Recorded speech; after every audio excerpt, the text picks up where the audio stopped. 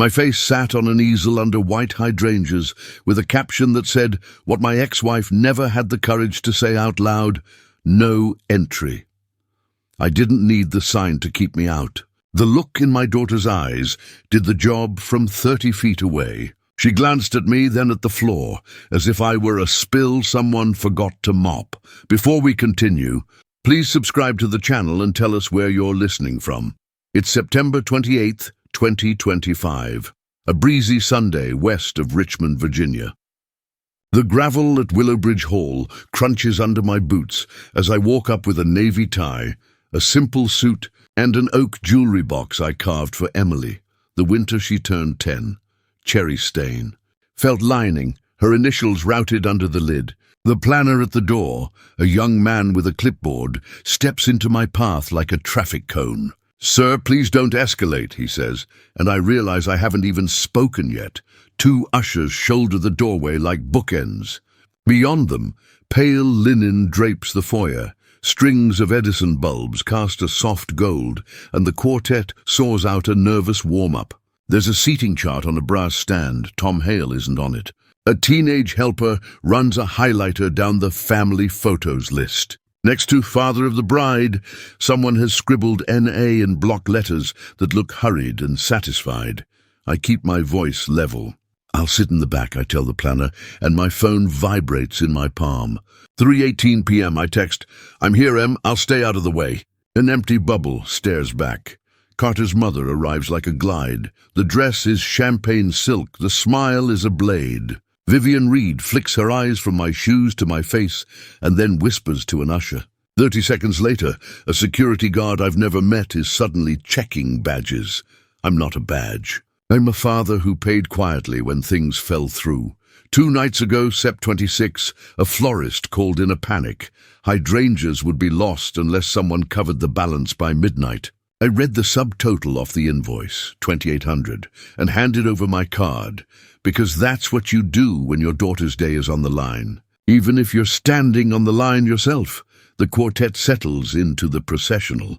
Guests drift past me with the studied politeness people put on when they've heard only one side of a story. A man I don't know touches my elbow and says the most lethal wedding word, "Please." I step aside, because pride and love don't always walk in together. I set the oak box on a side table and catch my reflection in the glass of the entrance. 62, grey at the temples, tie slightly off-center from the drive. I tuck it true. My phone buzzes again. "Emily, Dad, please don't cause trouble." "It's my day." "No, hello, no, I love you." Just a caution sign with my name on it. I swallow whatever answer wanted to climb out of me. Trouble would be walking in. Trouble would be making the quartet stop mid-bar, turning a vow into a scene. I won't give them that. A planner's assistant, a girl with a nose ring and kind eyes, leans close. "Sir, if you wait in the back lot, I can bring someone out." There's a laminated map taped to the stand. A red arrow points left. Vendors, deliveries. So that's me now, I think. Deliveries. I pick up the oak box. At the curb, a breeze lifts the corner of a cream card taped under my photograph. The calligraphy swirls perfect and cruel. No entry. I carry my box back to my truck. On the dashboard, under the registration, sits the florist receipt, folded twice with the ink still sharp. I slide it into the glove compartment, careful, like placing a photograph where it won't fade. If they want me invisible, fine. I will be invisible in a way paper can see. Amounts, dates, names. I turn the key, hear the starter catch, and decide. No shouting, no scene, no begging. I'll leave the music to them. I'll keep the receipts. Grief drives fast. I drove slower because the truth rides in the right lane. The road back into Richmond is a black ribbon, and the dashboard clock clicks from 6:02 to 6:03 p.m., while the sunset turns the James River into hammered copper. I don't turn on the radio. I don't trust my voice not to break. If one soft song sneaks through the speakers, I don't go home first. I turn the truck toward my hardware store on Hull Street, the way a churchgoer aims for a pew when the world gets loud. The lot is empty except for a lonely shopping cart. The wind keeps nudging into a painted line. Inside, the alarm beeps its 3 count. I punch the code, flip the backroom light, and let the place fill with that familiar fluorescent hum. It smells like cut lumber and machine oil and the faint ghost of fertilizer. Honest smells, the kind you can't lie about. I sit on a pallet of rock salt in aisle 9 and hold the oak jewelry box on my knees. I can feel the grooves where I routed her initials all those years ago. The lid makes that soft cedar sigh when I open it and close it again. I remember 10-year-old Emily tapping the counter at my old workbench. "Make the corners rounded, Dad. Rounded is nicer. Rounded is nicer." Tonight, I feel like every corner in my life has sharpened. My phone vibrates against my thigh. Phantom buzz, nobody there. When I finally check, the only new thing is the florist receipt I screenshotted on Sept 26, the subtotal $2,800 circled in digital red. I unlock the office and turn the desk lamp toward a blank legal pad, the cheap kind with the cardboard back. I draw a line down the middle. Left side I write what I know, right side what I can prove. Under what I know I put my face on an easel. No entry. 2 ushers blocking a doorway like bookends. Emily's text, "Don't cause trouble." The feeling in my ribs when a child you raised looks right through you. Under what I can prove I write slower. Proof deserves careful handwriting. Check number 1186 to read events. $7,500. Deposited Org 15. Photocopy on file. Check number 1191 to V-read floral. $6,250. Ug 28. Check Mariunru 203 to Soundcraft VA. $4,500. Set 5. That's $18,250 before we even count the hydrangeas. I pull the store's checkbook duplicates and lay them like playing cards on the blotter. Every one of them bears the neat black stamp you get when a bank swallows your good faith and turns it into someone else's timetable. I open my Zelle app and scroll back to Sept 2. There it is. Earn $200 to Ben Terschen Soundcraft. Memo, DJ Retainer, Emily. I take a screenshot and email it to myself with the subject, "For Ruth." I don't know if I'll hire a lawyer yet, but I trust future me to present me for labeling things clearly. The clock on the wall says 11:47 p.m. The radio up front hisses to life because the timer is set to turn on the soft oldies for the morning shift. Julio likes company when he stocks. A commercial about car insurance tries to sell me forgiveness with a deductible. I hit the power and let silence come back. The first wave of crying surprises me with how quiet it is. No shoulders shaking, no breathless gasps, just water running where it wants to. Divorce taught me how to be alone in a kitchen. Tonight taught me how to be erased in public. Those are different lessons. My phone lights up with May, my sister. Her name a small mercy at 12:09 a.m. I don't say, "Hello," I just breathe. And she hears the kind of breath that comes after a sign with your picture says, "No entry, under flowers you paid for." "You don't fight at a wedding," she says, voice low, trained nurse calm. "You fight with timestamps." "Are you safe?" "I'm at the store," I say. "Good," she says. "Eat something. Write it down. Sleep where there are lights. And Tom, don't text anything angry. Ink beats anger." She hangs on the line until I promise I won't drive anywhere. I do what she says. I peel a granola bar from the petty cash drawer. Employees don't know. I keep them there for customers who come in shaky and chew even though my mouth doesn't want to. Then I pull the bank statement we downloaded on September 10th and find those 3 checks clearing in tidy chronological order. I put sticky notes on each line with the word "wedding" in block letters. I pull my store CCTV app and scrub through yesterday's timeline. Sept 27, because earlier at the venue, I heard the word drunk tossed like confetti. The camera stamped 10:05 a.m. shows me hauling a pallet of snow shovels that came in early. 1:42 p.m. I'm writing rock salt on a cardboard shelf sign. 6:40 p.m. I'm locking the front door with Julio and giving him the weekend keys. I tap Export and let the clip save to the cloud folder labeled Ledger Video. I don't need to send it to anyone yet. Knowing I have it lets the temperature fall under my skin. I scroll back to August 31st to reread the message that started the rot.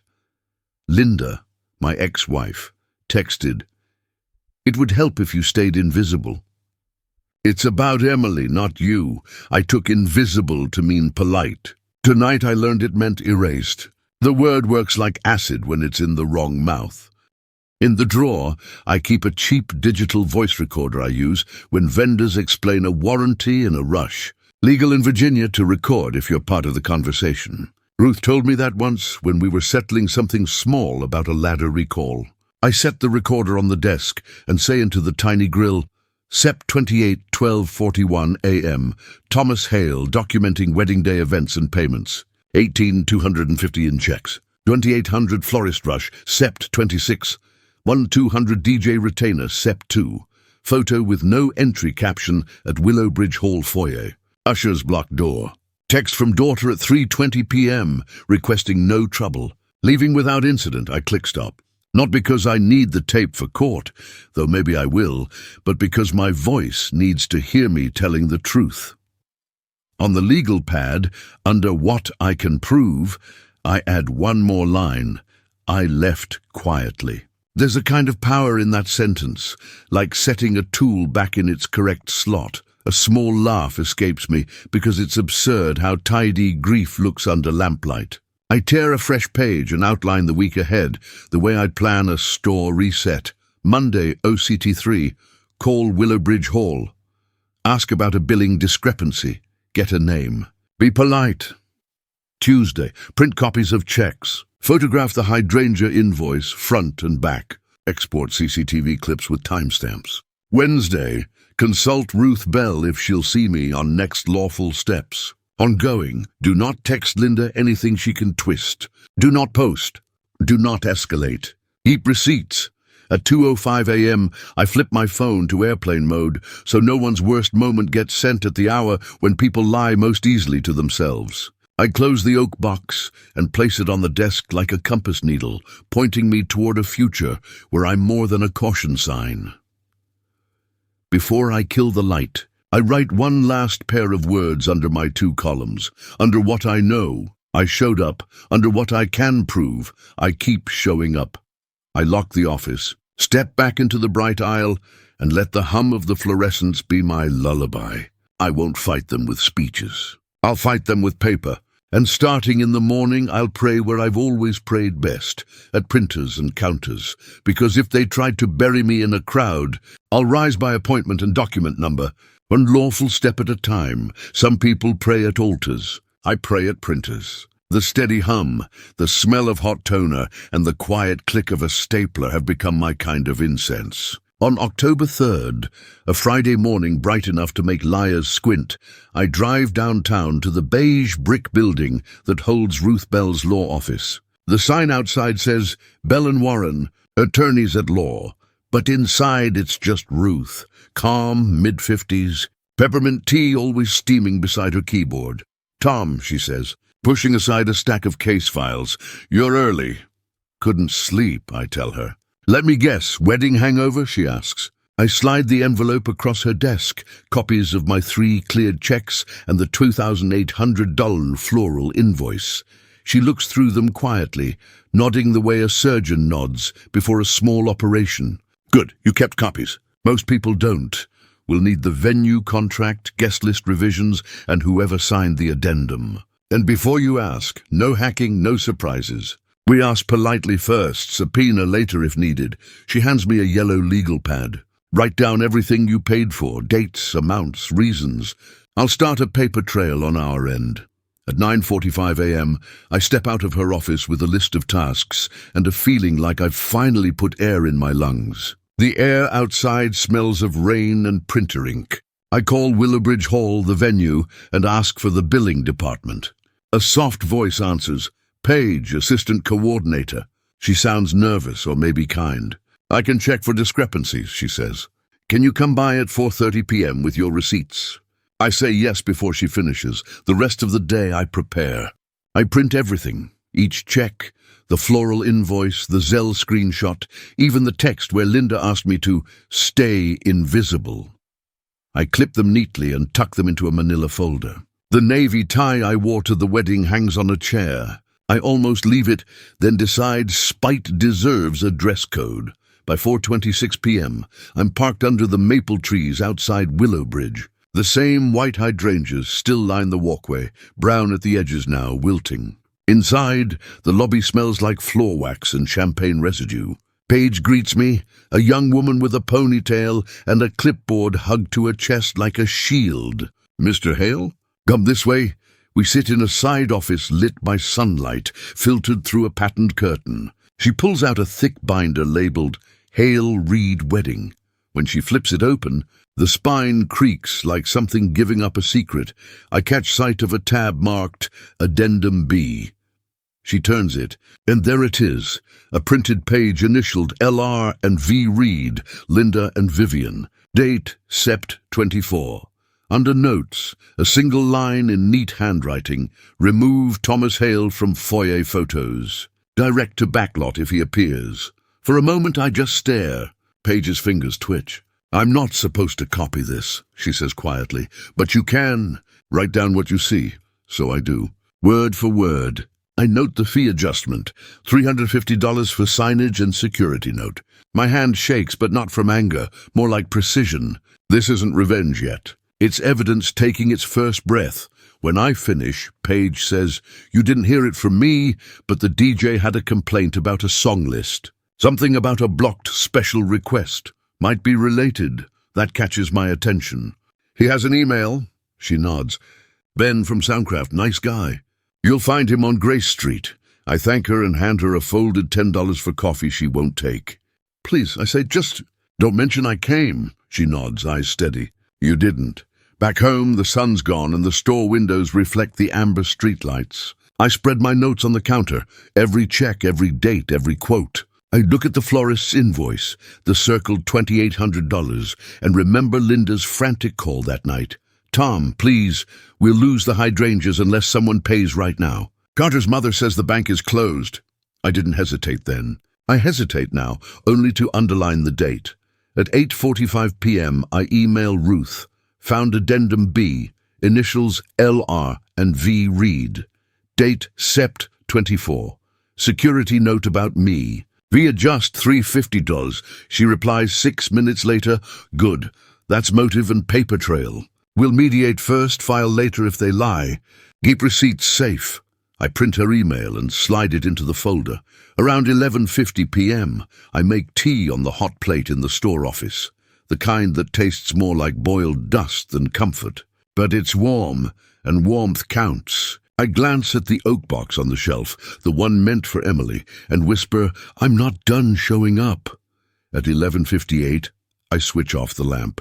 For the first time in a month, sleep feels less like surrender and more like strategy. Tomorrow I'll meet Ben, the DJ, and if luck holds, his inbox will hum with the truth. If they made a paper wall to keep me out, I'd make a paper key to let the truth in by October 7th. The air in Richmond carries that early hint of winter, dry leaves, distant chimneys, and the faint metallic smell of cold mornings. I drive down Grace Street, find Ben's Cafe, and park my truck right by the curb. Inside, the place smells like espresso and printer ink from a corner fax machine that hasn't been replaced since the 2000s. The DJ, Ben, is already there, tapping his phone nervously. He's younger than I expected, maybe 30, tired eyes, the kind that's seen too many late weddings. "Mr. Hale?" he asks. "Just Tom," I answer, sliding into the booth. "I'm not here to sue you. I'm here for clarity." He scrolls his phone, then turns it toward me. The subject line reads, "Father-daughter dance." On Sept 20th, 9:14 a.m., he'd written, "We'll cue landslide for the father-daughter moment." Confirmed. The reply came 12 minutes later from Vivian Reed. "No father present." Remove that segment. 2 minutes after that, Linda replied, "Confirmed." I stare at the words, short, clean, final. Erasure in plain text. Ben swipes down. "I thought maybe you knew. I didn't mean any disrespect. It's policy to get approval." I nod. "You did your job, son. Can I reference this email if it comes to it?" He hesitates, then says softly, "Yeah, just leave my name out if you can." We shake hands, and I pay for his coffee. On the way out, he says something that stays with me. Funny thing, I still had the song ready on the drive. Just in case she changed her mind, that just in case feels like mercy.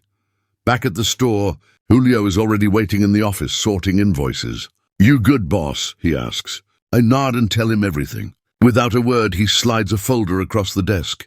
Photocopies of every check we mailed to the wedding vendors. "I make copies of all outgoing payments," he says, tapping the folder. "Habit, you told me once, if it ain't on paper, it didn't happen." "Smart man," I say. He grins, then points to the monitor. "You'll want to see this. On the screen, our CCTV footage from Sep 27, the rehearsal day, runs smooth and clear. 10:05 a.m., I'm unloading snow shovels. 1:42 p.m., I'm at the counter signing a delivery form. 6:40 p.m., locking up, giving Julio the weekend keys. That's the same day Linda told people I'd shown up at the venue, acting drunk. I lean closer, watching myself move through the aisles, calm, steady, sober. "Export the footage," I tell Julio. "Keep a copy on your personal drive too." He nods. "Already did." By October 10th, we're sitting in a mediation room that smells like carpet cleaner and anxiety. Ruth Bell, my attorney, wears her reading glasses low, the way judges do when they want to look over them. Across the table sit Linda, Emily, and Vivian Reed, each more rigid than the next. Emily won't meet my eyes. Linda's lips are pressed into a polite line. Vivian sits with her arms crossed, the same champagne-colored composure she wore on the wedding day. Ruth begins gently. "We're not here for vengeance, just acknowledgement. Mr. Hale contributed $22,250 to wedding expenses, $18,250 in checks, $2,800 for flowers, $1,200 DJ retainer. He received no recognition, no inclusion, and defamatory insinuations were made. We seek reimbursement and written clarification." Vivian laughs, a soft sound that curdles the air. "He wanted attention," she says. "That's what this is about." Ruth stays unflinching. "Attention is free. We're asking for accountability, which isn't." I stay quiet, hands folded. The mediator, a balding man named Crosby, clears his throat. "Let's keep this civil." Ruth slides the DJ email, floral receipt, and CCTV stills across the table. Emily's eyes flick down. The timestamp is set to 6:40 p.m., sits right above the lie about my drunken disruption. She shifts in her chair.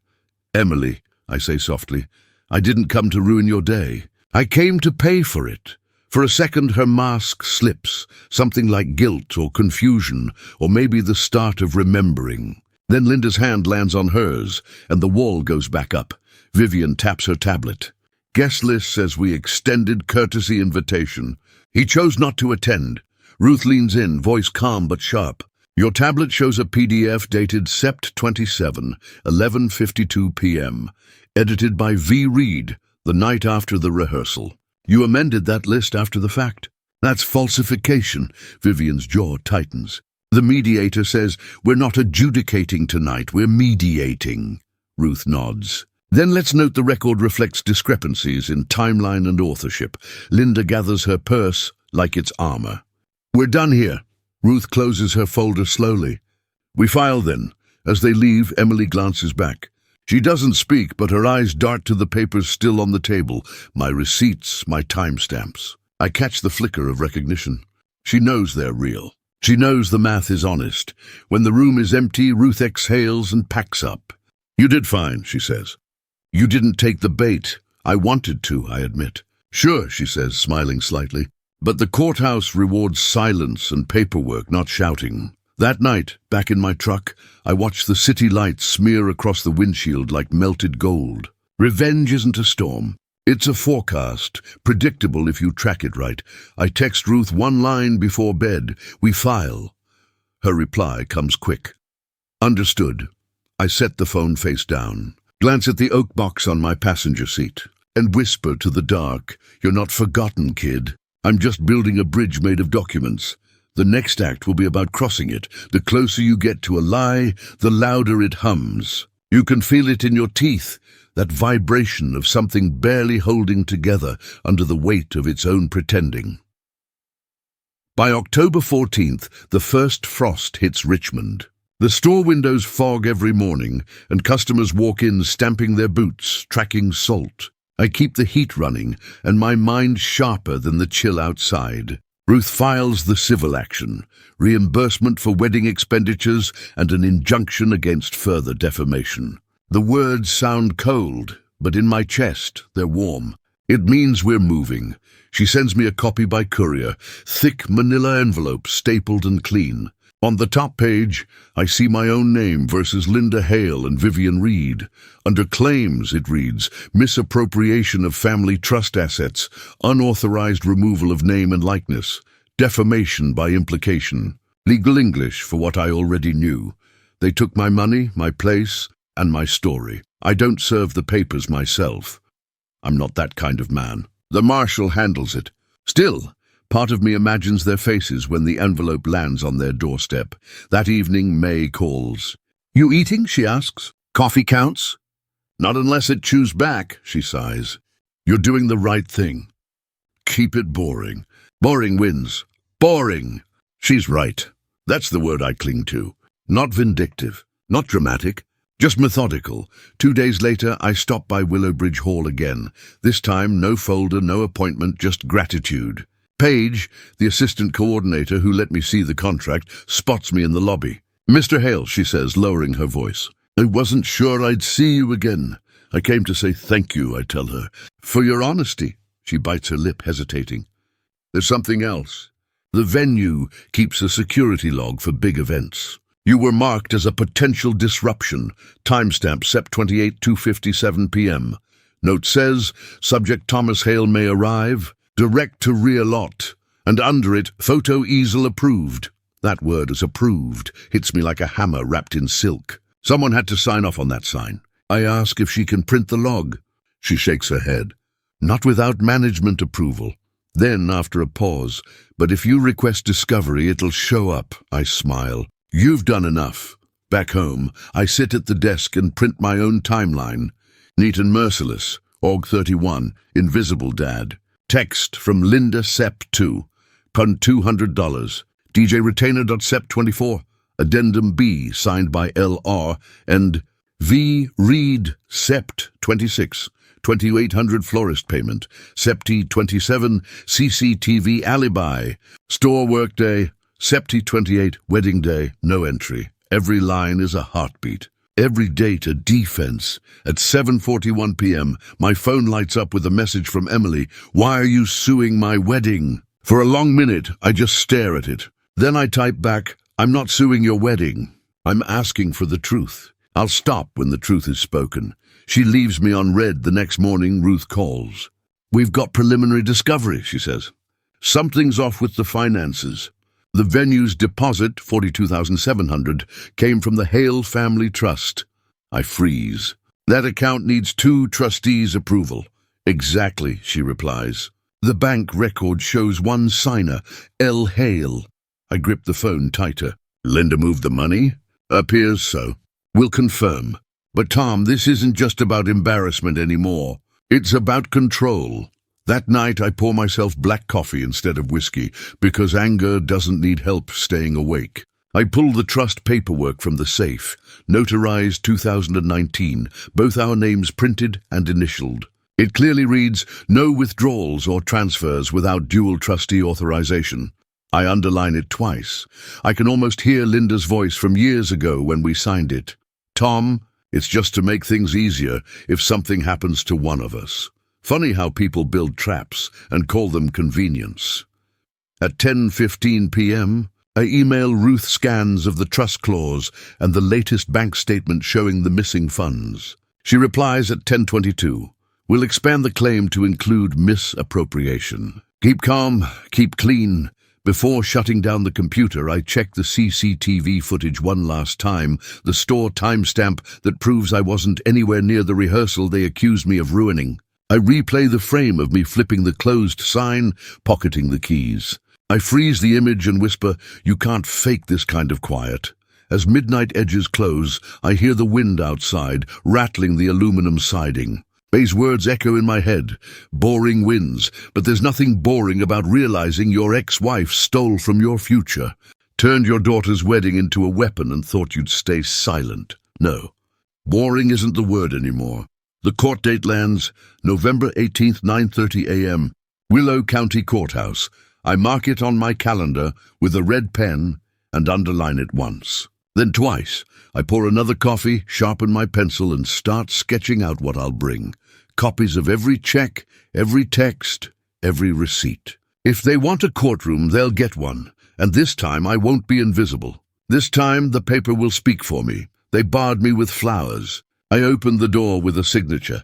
By the first week of November, Richmond smells like wood smoke and burnt leaves. Every street lamp flickers early, as if the daylight itself doesn't want to stay around for the rest of this story. On November 5th, I sit across from Ruth Bell in her office. She's reading the latest email from the bank, glasses perched on the tip of her nose, tea steaming beside her keyboard.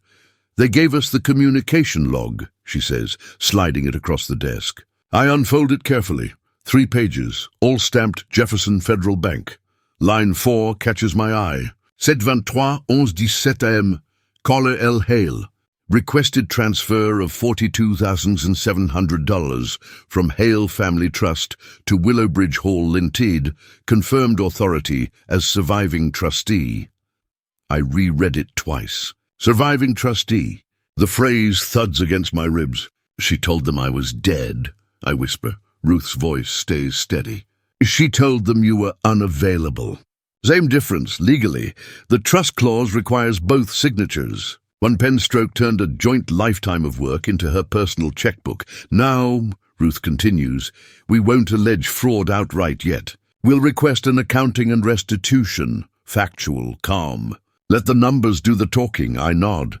But inside me, something old and quiet wakes up. My father once said, "You can't stop a snake from biting, but you can make sure it breaks its teeth on paper." That night, I sit at the kitchen table with the trust binder, the same one Linda and I signed in 2019. I flip to the page stamped by the notary. Dual trustee consent required for all withdrawals exceeding $10,000. The ink has faded, but my initials are still sharp. I photograph the page and text it to Ruth at 8:02 p.m. At 8:12, I call Emily, voicemail. I wait for the tone and speak slowly. "I'm not your enemy, Em. I won't fight you on the internet. I'll walk into a room with documents, because that's what grown men do when they've been erased." I hang up before I can say I love you. Later. May, Saint. "Maybe," I say, "not as evidence," she warns. As reminder, "You show them you're more than receipts." She's right. The oak box isn't proof. Its purpose? 2 days later, Julio knocks on my office door holding a flash drive. "Boss, you better see this." He plugs it in. On the screen pops up the guest list PDF, the same one Vivian flashed during mediation. "I found it in our print queue history," Julio explains. "From Sep 27 when Linda came by with those muffins." I scrolled to the log details. Document guest list final PDF. Printed Sept 27, 11:59 p.m. User, admin. "Admin's her?" I ask. He nods. "You were home." Security alarm proves it. The pieces line up like nails in a perfect row. The forged trust transfer, the addendum removing me, the midnight print of a doctored guest list. Paper doesn't lie. People do. That night, I sit in my truck outside the courthouse parking lot rehearsing silence. The plan is simple. Calm testimony, receipts in order, no speeches. Ruth's voice plays in my head. "Let the numbers talk. Let silence do the rest." I open the oak box on the passenger seat. Inside are the folded invoices, the photocopied checks, and the small photo of Emily at 10 years old, holding a hammer twice the size of her hand, grinning next to the birdhouse we built. I trace the edge of that photo with my thumb and whisper, "They turned love into paperwork, kid. Let's turn it back."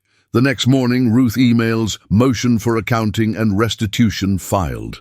Hearing set for November 18th.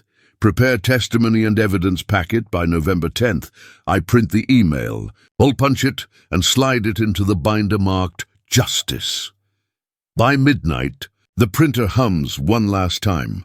I unplug it, look around the office, and feel the calm that comes before a storm you've studied in detail. They think the courtroom will be my humiliation. They don't know that's exactly where I've been heading, where paper becomes thunder and silence wins the argument.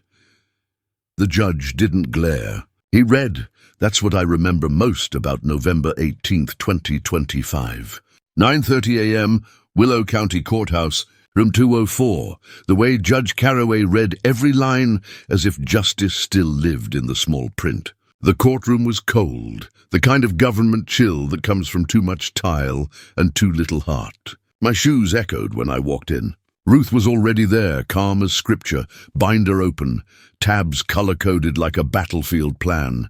Across from us sat Linda, her expression a perfect mask of composure. Vivian Reed had the same champagne poise as the wedding day, fingers clasped around her purse. Emily sat between them, twisting her engagement ring slowly, as if she could unscrew herself from the whole mess. When Judge Carraway called the session to order, even the bailiff's cough sounded rehearsed. Linda's lawyer, Mr. Fenton, went first. His suit was too expensive for his argument.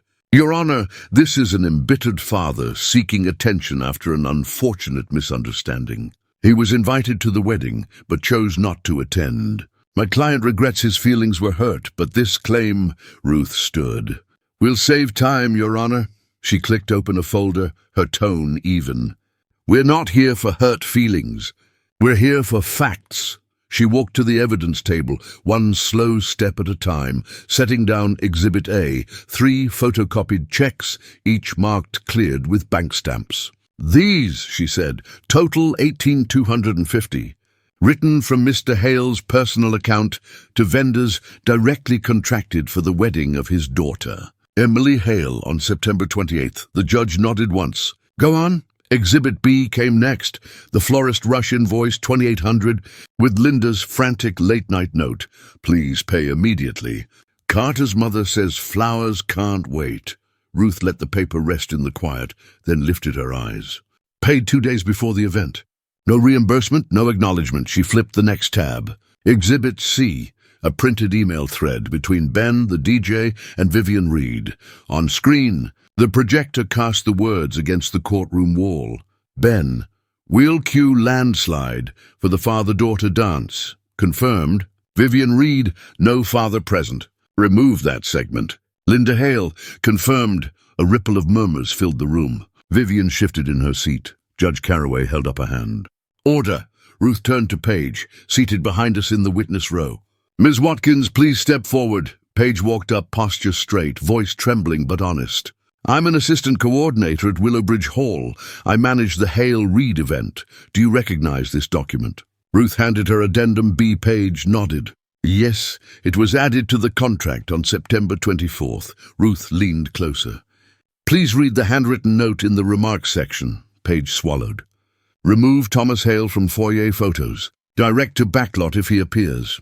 Even the judge raised an eyebrow. Ruth's next question landed quiet and sharp. Who initialed this? L.R.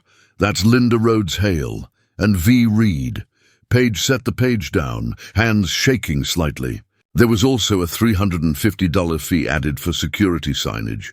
Ruth nodded, thanked her gently, and turned back to the bench. Your Honor, we're not alleging malice. We're proving exclusion, deliberate, documented, and paid for with the plaintiff's own money. Linda finally spoke, voice sugar over steel. He's twisting context. We simply wanted to avoid conflict. Ruth didn't flinch. Conflict requires two sides, Mrs. Hale. Mr. Hale was at work that day. We have CCTV timestamps from his hardware store covering 10:05 a.m. to 6:40 p.m. The same hours he was accused of disrupting rehearsal. She lifted the still image. Me in uniform, bent over a pallet of rock salt, the timestamp glowing in the corner. Judge Carraway peered down. So he was not present. Ruth, no, sir. He was being erased. For the first time, Emily's eyes met mine. There was water behind them. Maybe shame, maybe the beginning of truth. Then came the final blow. Ruth placed one last sheet on the table. The bank communication log.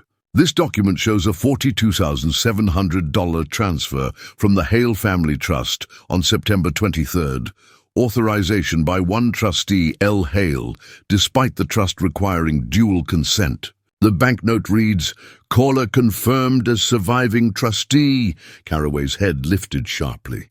"Surviving trustee?" "Yes, Your Honor. The plaintiff is very much alive." A pause, heavy enough to hear the HVAC click in the ceiling.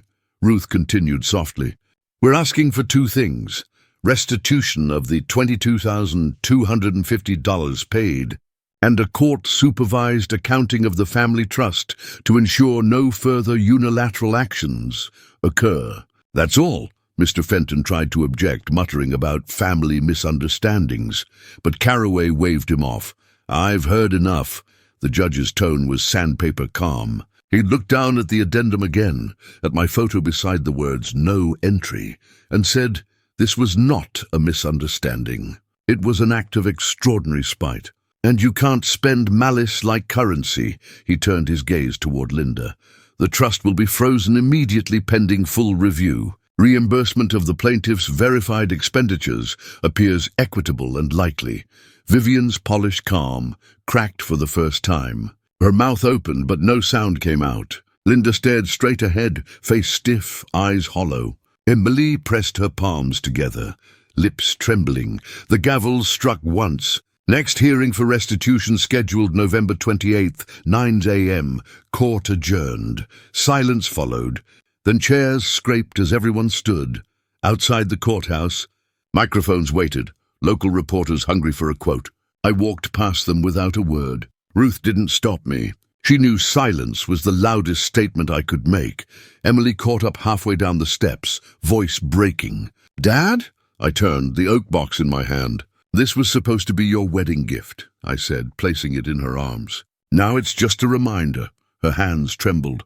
"I'm sorry," she whispered, but I couldn't tell if she meant it or just needed to say something before the cameras clicked. I nodded once. No speech, no bitterness, just boundaries drawn in daylight. As I walked toward my truck, the November wind hit my face sharp and clean. For the first time in months, I could breathe without shaking.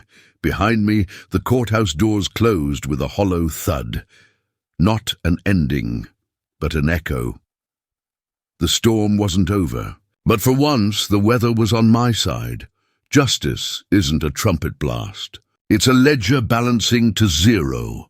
November 28th, 2025. Grey morning, thin light. I arrive early at the courthouse, the same wooden bench outside room 204 that already knows my weight. This time, there's no shaking hands, no binder against my chest like a shield. I brought only the oak box and a thermos of black coffee that tastes like closure. Inside, Judge Carraway opens the session with a quiet cough. "We are reconvening to review accounting and settlement proposals in the matter of Hale versus Hale and Reed." His voice is calm, almost bored. "That's the sound of justice working. Not drama, but discipline." Ruth stands first. "Your Honor, we have received the financial investigator's preliminary findings." She hands over a folder. The Hale family trust account was used to fund a $42,700 payment to Willowbridge Hall. Documentation confirms unilateral authorization by Ms. Linda Hale.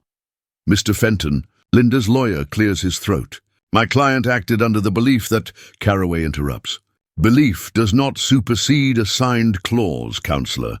Ruth nods toward the investigator seated in the second row, a soft-spoken man with rimless glasses and a stack of spreadsheets. He rises, adjusts his tie, and speaks without looking up.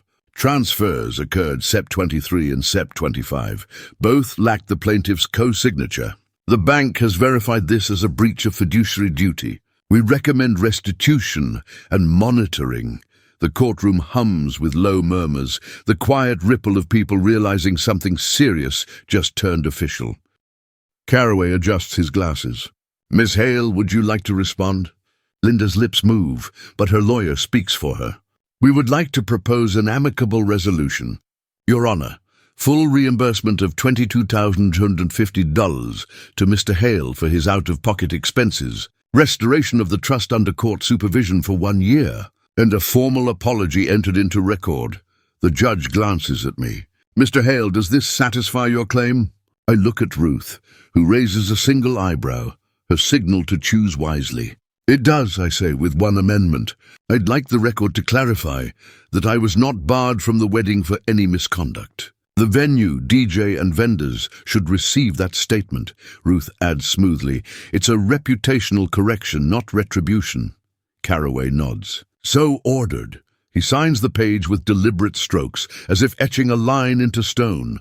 Settlement accepted. The trust will remain under joint oversight until December 2026. This court finds the defendant's actions constituted misuse of shared assets and emotional harm, remedied through restitution. He looks up, eyes firm but not cruel. Mr. Hale, I commend your restraint. You've turned paperwork into proof instead of anger into noise. We could use more of that in here. Ruth thanks him. I simply nod. The gavel hits once, crisp, final. After the hearing, Emily waits for me in the corridor. She's holding her coat too tightly, eyes glassy. Dad, she says, voice small.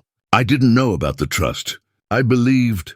She stops herself, the word them hanging unspoken. Belief is free, I say gently. Trust costs. We'll rebuild slow.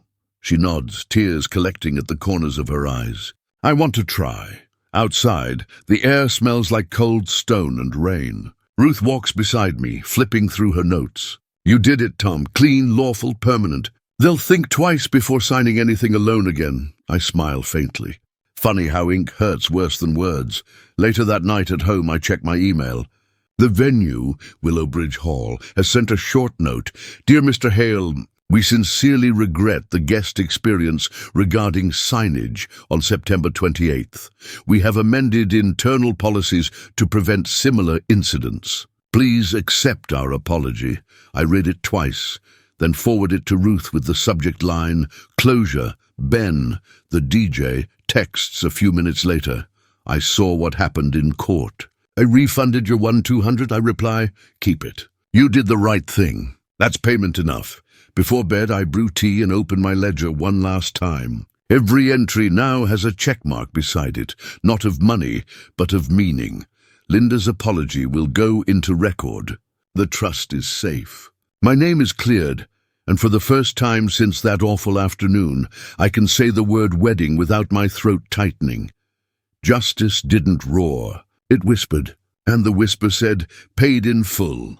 I used to think love was loud. Turns out it files on time, December, Richmond. The city has tucked itself into winter, grey skies, breath showing in the air, and wreaths hanging from porch rails like medals from a battle that everyone survived, but no one really won. At my hardware store, we've switched the front display to space heaters and strings of soft yellow lights. Customers come in asking for salt, batteries, and conversation. I give them all three.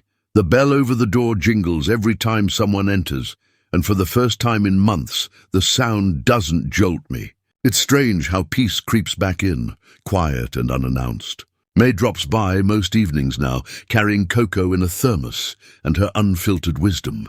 You didn't win, she tells me, leaning on the counter. You remembered who you are. She's right. I didn't beat Linda or Vivian or the sign that said no entry.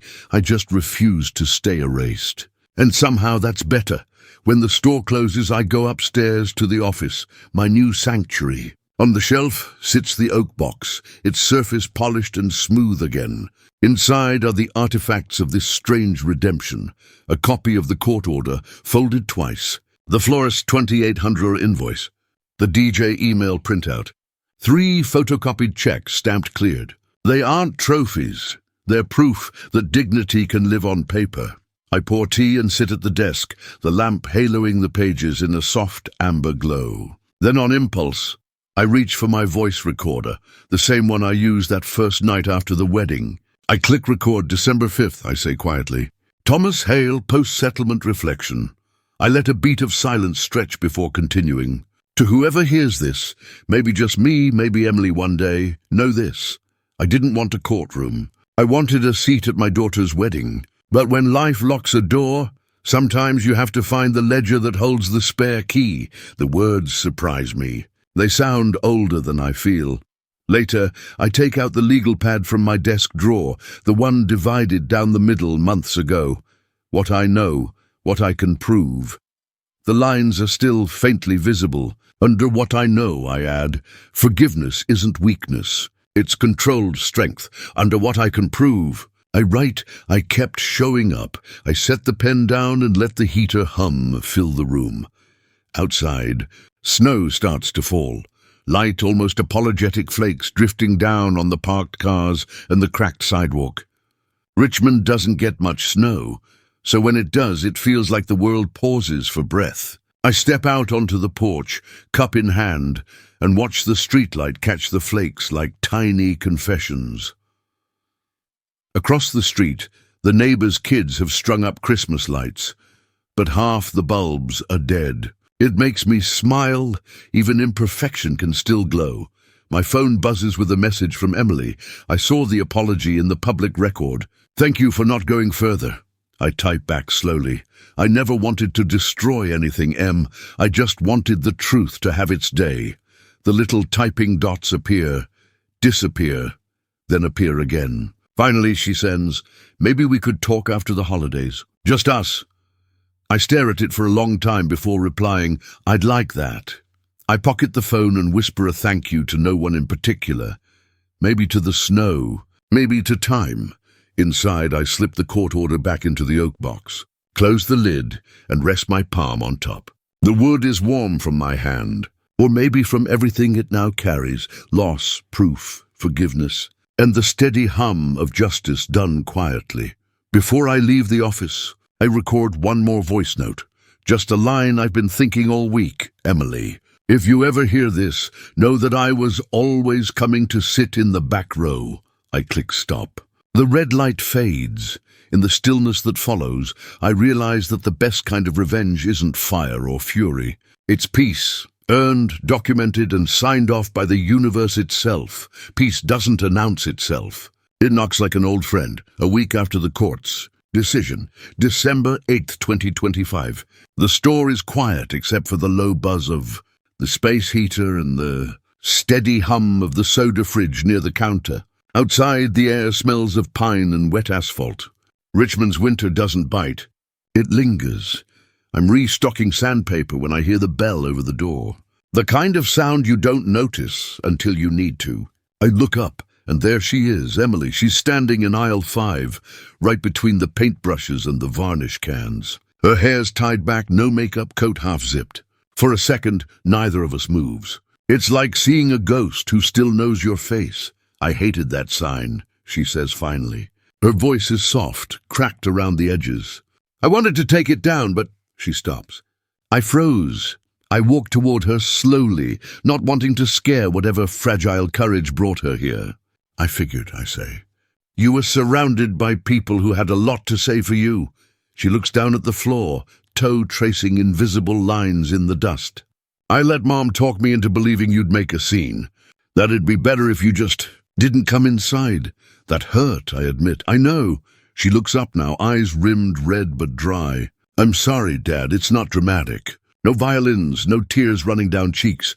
Just two adults standing in a hardware aisle, surrounded by quiet and forgiveness, that's still learning how to walk. I nod once. I'm not a victim, Emily, I'm your father. Those are different jobs. That line lands between us like a nail in wood, clean, final, holding something together. She exhales, almost a laugh. That sounds like you. We stand there a moment longer before she asks, can we start over? Start smaller, I say. Coffee every other Friday. 7:30 a.m. You pick the place. Her smile is cautious but real. Deal. When she turns to leave, she pauses at the door. What should I do about Mom? I think about it, then answer the only way that won't break her heart. You set your rules and keep them. That's how adults love other adults. She nods, the kind of nod that says she'll try. Then she leaves, the doorbell chiming behind her, a sound that, for the first time in a long while, feels like hope. That night, I sit at the kitchen table with a cup of decaf and the oak box open in front of me. The documents inside look different now, not as weapons, but as lessons. Proof that staying calm doesn't mean staying silent. I take out the court order and read the last line again.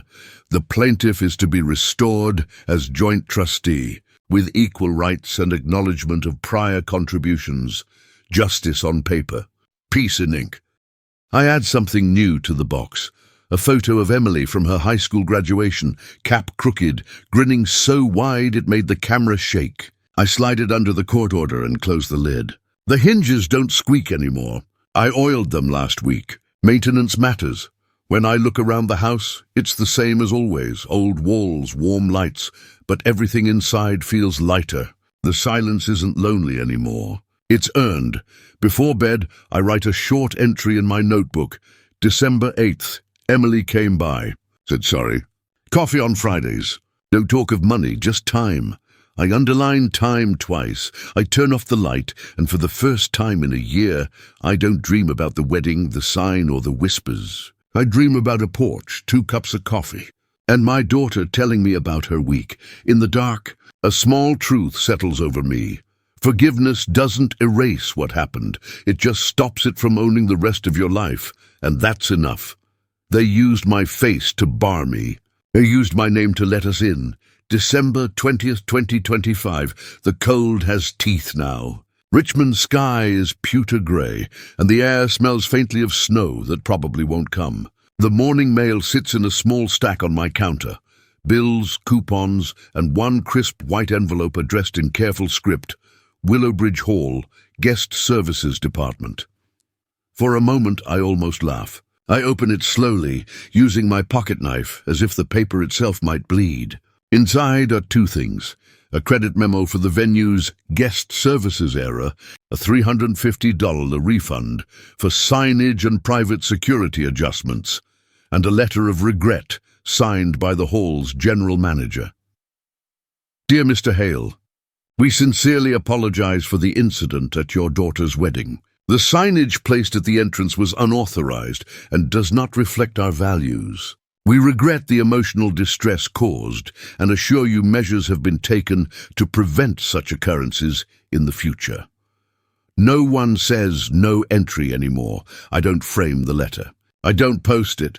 I fold it once, then twice, and place it in the oak box beside everything else, not as evidence, but as a quiet punctuation mark at the end of a long, exhausting sentence. That evening I sit at my desk, laptop open. I record a short private video note. Nothing fancy, just me, my face half lit by the warm desk lamp. I start with a smirk. Before we continue, please subscribe to the channel and tell me where you're listening from. The words sound absurd in my own mouth, but they make me laugh. It's the same line I hear in those confession-style YouTube stories I sometimes play in the shop when it's quiet. I shake my head, chuckle, and delete the file. Some lines belong to stories that are finished, not broadcast. Later, I drive out toward the James River, the one place in this city that still feels like truth to me. The water moves like dark glass, steady and unhurried. I park, step out, and let the cold wind cut through my coat. In my hand, the oak box feels heavier than it should. A lifetime of love, receipts and small dignities contained in a few sheets of paper. I sit on the hood of my truck and watch the river for a long time. The courthouse, the sign, the lies, they all feel far away now, like a story that belonged to another man. If I've learned anything this year, it's that justice doesn't always make you whole. Sometimes it just stops the bleeding so you can start healing on your own. I think about Emily, about her message, her nervous smile in the aisle at the store, the way she said coffee on Fridays. That's what rebuilding looks like. Not grand gestures, just small, repeated acts of showing up. I can live with that. I open the box one last time, letting the wind flip the papers like a priest, turning pages in an old hymnal. I whisper, "You didn't lose me, kid. You just took a wrong turn." I waited at the corner until you found your way back. I place the lid back on and press it shut. The hinges sigh softly. When I drive home, the radio plays Landslide, the same song they cut from the wedding. I let it play this time, no bitterness, just quiet acceptance. Stevie Nicks sings, "Can I handle the seasons of my life?" And I realize that maybe I finally can, back home. I put the oak box on the shelf beside my father's old ledger and a framed picture of me and Emily when she was 10. both of us covered in sawdust. Laughing over the half-finished birdhouse, I take one last sip of coffee, still warm, and whisper the final truth of this whole ordeal. You didn't lose me, you gave me away. And I calmly came back with the receipt. Tomorrow I'll oil the door hinges at the store. Things open easier when you maintain them, and now, finally, so do we.